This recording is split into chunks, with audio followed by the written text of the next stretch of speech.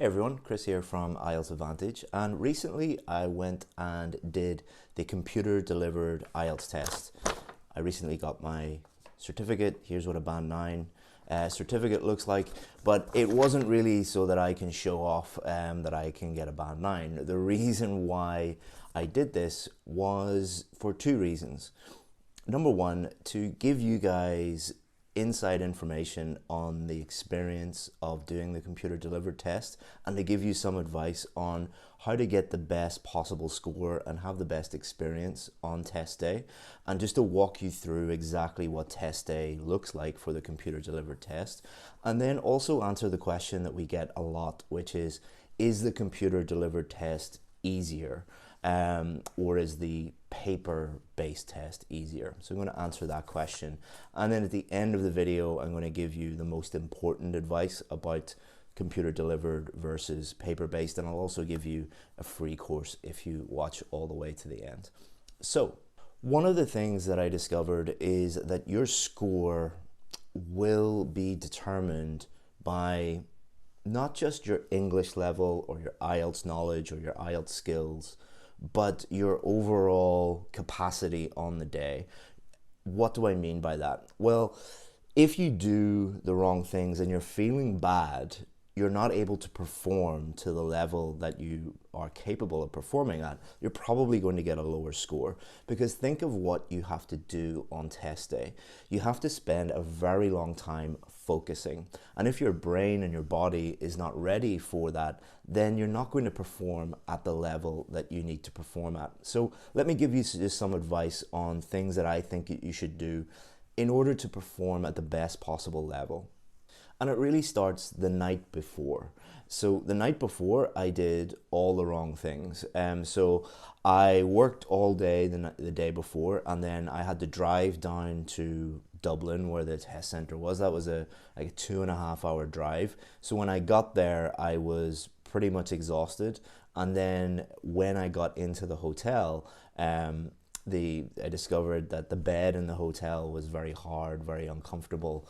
And then to make matters worse, what I did, Dublin has like the best pubs and the best Guinness in the world. So I went out and I didn't get drunk, but I had like 5 or 6 pints of Guinness, which meant that I was not optimally performing to my best the next day. So what I would advise you to do is make sure that you're, not taxing yourself, not stressing yourself out, not tiring yourself out too much the day before. Get a good night's sleep and don't go to the bar and drink the night before. Instead, just have a nice relaxing evening and make sure that you get enough sleep. The other thing that I didn't do, which you should do, is prepare what you're going to do from when you wake up until you get to the test center. So my test center said that I had to be there at 8:10 a.m. so 10 past 8 in the morning. So when I woke up, I was staying in a hotel because it's very far away from my house, and the hotel didn't have any breakfast. So I had to go and walk in the rain to try and find breakfast, and I couldn't find any. And then it made me really late, and then I was late to the test center. It was raining. It was just a disaster. So what I strongly recommend you do is, like, the day before, go and find out exactly where the test center is. How long is it going to take you to get there? How are you going to get there? Get all of your breakfast. And these things sound really silly, but they do have an impact on your score. And I'll talk about why that's so important when we're talking about the listening test and the reading test and the writing test.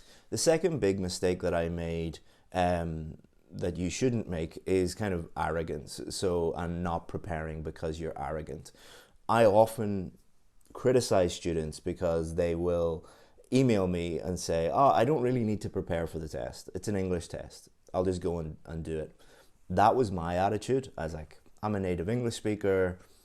I'm an IELTS teacher. I don't really have to prepare. So I didn't do any practice tests, or I didn't do any preparation really at all. And when the first question of the listening test came up, I was like, oh shit, I didn't realize how quickly the questions come up and the first question was the registration plate of a car, and they only said it once, and they only said it very quickly. And I was like, oh, I didn't realize how quickly that was. And if I had have done some practice tests, if I had have prepared, that wouldn't have been such a shock. Now, it wasn't a problem for me because, again, I'm a native English speaker. It wasn't going to be a huge problem. But if I was a non-native English speaker and I was struggling to get a band 7, that one mistake could have been a disaster for the rest of the test, because even as a native English speaker, when I thought that I got the first question wrong, I just started thinking, like, what's the point? What am I doing here? I messed it all up. This is going to be a disaster. Even though I coach people not to have those negative thoughts, as a human being, if you're unprepared and you think that you've messed something up, you're going to be making mistakes, and it's going to be really stressful. So make sure that you're fully prepared before you go and do the test. The third thing that was quite surprising that I haven't thought about before was they put you in a waiting room with other students, and you're there for about 30 minutes. And it was interesting, I looked at what the other candidates were doing. Some of them were just like very relaxed, looking out the window, not that bothered. But other students were on their phone, and you could tell that they were looking at IELTS websites, and one was watching YouTube clips about IELTS and everything. You should not be looking at IELTS tips and tricks and things like that 30 minutes before your test, for two reasons. Number one, they're going to confuse you and they're not going to help you improve in any way, so it's a waste of time. But number two, the IELTS test is very tiring. It requires a lot of focus. So you shouldn't be doing anything in that 30 minutes other than trying to relax. So that could be just listening to some music, that could be just meditating, that could be looking at the window, that could be breathing. I would strongly recommend finding something that relaxes you and do that during those 30 minutes. Two things that you should not do is, number one, start looking up IELTS websites and stuff like that 20 minutes before your test. And the other thing is stress, getting very anxious and very stressed out. I know it's a stressful situation, but if you are spending 30 minutes worrying, you're going to start the test at a disadvantage. You're going to be a little bit exhausted. You're going to be a little bit tired when the test begins. And it's really important that you are like an athlete at the Olympics. An athlete trains for 4 years in order so that they will reach their peak during the race at the Olympics. You want to be starting the IELTS test at your very peak, not like me, hungover from drinking too much beer, no breakfast, no sleep, just not in a good way at all. So make sure that you are giving yourself the best opportunity to get the score that you need. The other thing I would like to say is the staff were amazing. I have done the IELTS test in different centers. I speak to students who tell me that their experience was not good. This experience was excellent, and they did everything they could to be professional, but really relax people and make sure that they give them the best opportunity.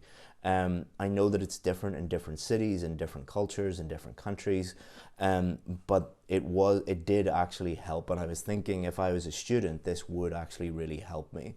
And I think it's important for you to realize that there is a market out there of different centers. So I live in an extremely small country. Just in my country, within a 2-hour drive, I think there are 3 or 4 different centers.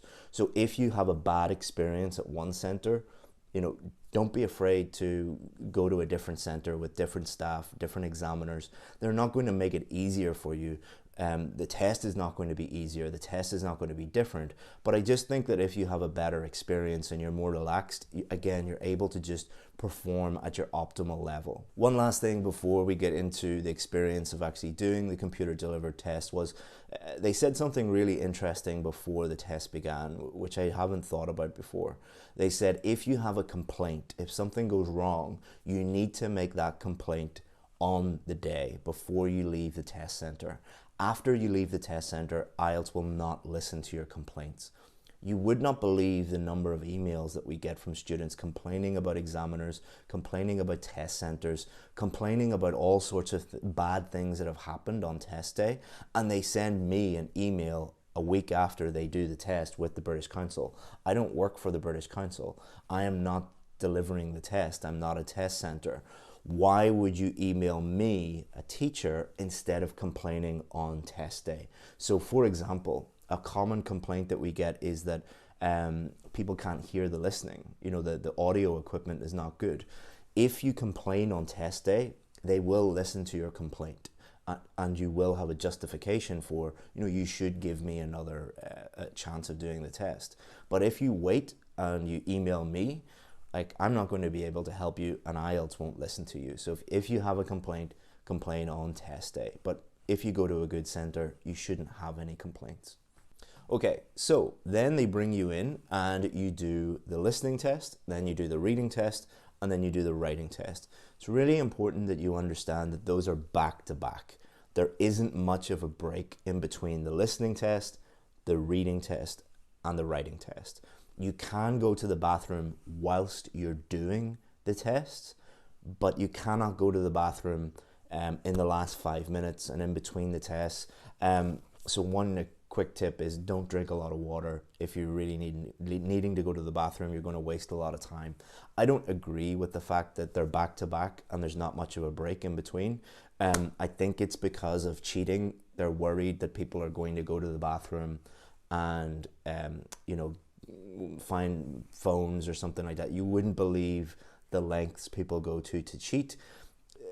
The example I always use is like when you go to the airport, 99.9999% of people who go to an airport are not going to do anything to the airplane when they get on it. But, you know, one guy tried to blow up a plane with a shoe bomb 15 years ago, and now we all have to take off our shoes. So a lot of people criticize IELTS for these rules. These are because of bad people who are trying to cheat the test, and they're trying to make the test as secure and as safe as possible. So I do have sympathy for them, because running an IELTS school, we do have to create all sorts of rules as well, because a tiny minority of students are just idiots. So make sure that you have a good breakfast, but don't drink too much water, because you'll be going to the bathroom. And when you're nervous, you have to go to the bathroom a lot as well. So, don't dehydrate yourself or anything like that, but don't fill up on water either. So the listening test starts. Is the computer-based listening test easier than the paper-based test? Yes and no. A few things are advantageous when it comes to the computer-based listening test. First thing is you get proper headphones. So you're not in a big room with lots of people and, bad audio equipment. You have headphones, which blocks out all the other sound and just makes it easy for you to focus. So I think that is a big advantage, especially if other test centers in your local area don't have headphones. That can really help people. And listening to a foreign language is difficult. Headphones should help. The other thing that is just much easier is you will see the questions, and they have some of the questions are typing, but some of the questions are drag and drop. And I think it's just easier to look at the screen, listen to your headphones, and then drag and drop different options. I think that's easier than looking at the paper. I don't think that's a huge advantage. It was an advantage for me because I spend all day looking at a screen, and I think it was a tiny advantage, but I liked it, but it wasn't a huge advantage. I don't think it will help someone go from a band 6.5 to a 7, for example. The other thing about the computer delivered test is you're in a small room with a smaller number of people. I don't like being in big rooms with lots of people. It makes me nervous. I just don't like it. I know that's probably weird, and probably most of you don't worry about that type of thing. I do not like to be in big rooms with, hundreds of people. I don't even like to be in rooms with more than 10 people. That's kind of a fear that I have. But it helped that I think there were only 5 people doing the test that day. It was a small room and there were only 5 people. That really cuts down on the background noise as well. I get easily distracted by background noise, and during the listening test, if you're distracted and you think of something else, then you might miss the part of the recording that you need to get the correct answer. So I think that has its advantages as well. Moving on to the reading test, again, because it was on a screen, I found it faster to read, just sitting up, looking at a screen. And again, you had those drag and drop options, and then you had the tick options. I think that just makes it easier, not easier to find the correct answer, but just get through everything, and it's not as stressful in some way because it's on a screen. That's what I find personally. I got it done in 20 minutes. When I do the paper-based test, it takes me at least 40-45 minutes to really get everything done. I'm not saying that's going to guarantee that you will get everything done, in half the time, but I did speak to some people who have worked in test centers, and they said that what they noticed with the computer-based tests, these are people who've watched thousands of people do the test. They said that people generally finish the reading test faster. So if time management is an issue for you, it's not a magic bullet. It's not going to magically make you go from a 6 to a 7 or anything like that. But if you're really struggling with time and you feel that that would help you, then I think the reading test and the computer delivered one is a little bit better. Also, there's a bonus hack. This is a great opportunity to go to the bathroom. So listening, you cannot go to the bathroom because you will miss something. Reading, because you can, what I did was I focused for 20 minutes. I got everything done in 20 minutes. I went to the bathroom, and what I actually did in the bathroom was, well, I'll not tell you exactly what I did in the bathroom, but the additional thing that I did in the bathroom was I just meditated a little bit and did some breathing, because that was like an hour into the total test, and my brain was starting to melt because of the reasons I explained before, but I was just starting to really lose focus and really lose concentration. So that was a good opportunity to do that. Now, don't do that if you are struggling to finish all the questions. It's better to focus on the questions, get them done. But if you can get everything done in kind of 45 minutes and then take a short break, take a quick toilet break, that's going to refresh you a little bit for the writing test, because the writing test requires a lot of focus and concentration. So I found that quite good. Then I was able to come back. I still had like 30 minutes to check my correct answers and everything, and I think that really helped me get a band 9, because in the general training, if you get one question wrong, you don't get a band 9. So I think that really helped. The writing is where the computer-based test, I think, is much, much, much better, especially if you are someone like me who writes on a screen all day long. So all day I'm just typing essays, replying to emails, sending messages to coworkers. That's just what I do all day. So it's very natural for me to look at a screen, write something, think whilst I'm writing something on a screen. But most importantly, I find the editing much easier on the screen. So when you're writing on a piece of paper and you want to edit something, you want to delete, it can look very messy, and on a screen you can tidy everything up. And I was just felt more confident about writing the essay and then checking it at the end, and then just tidying things up a little bit. I think that is much, much better. And if you're struggling with writing and editing is a problem for you, and you're used to working on a screen and writing on a screen, I think the computer-based test would probably be worth a go. But wait until the end and I'll give you some really important advice. Don't think that it's automatically going to improve your score. Speaking is exactly the same for both computer-based tests and paper-based test. So I won't go into too much detail about that. If you want to know about my scores and what scores I did on quite a crazy experiment I did on test day, I'll leave a link below to my discussion on my scores and how I got those scores and everything. Okay, So you're probably thinking now that computer-based is better and you're going to do the computer-based test. Wait 1 minute. Here's the most important advice. So you're going to be using this with the computer-based test and you're going to be using this on the paper-based test. But are you really? No. What you're really using is this. You're using your brain. If your writing, listening, reading, speaking level is not up to the required level before you do the computer-based test, you're not going to get that score. A huge mistake that a lot of students make, especially those that are like stuck at a 6.5, for example. So they got 6.5 a few times on the paper-based test. They think if they go and do the computer-based test, they're magically going to get the score that they need. This is not going to improve your vocabulary. This is not going to improve your grammar. This is not going to improve your reading skills, your listening skills, your writing skills. It just is not. It's going to give you probably the best opportunity to perform at the level that you are at, but most of you are not at that level right now. I know that sounds harsh, but it is true, and it's our experience of teaching, thousands of students every year.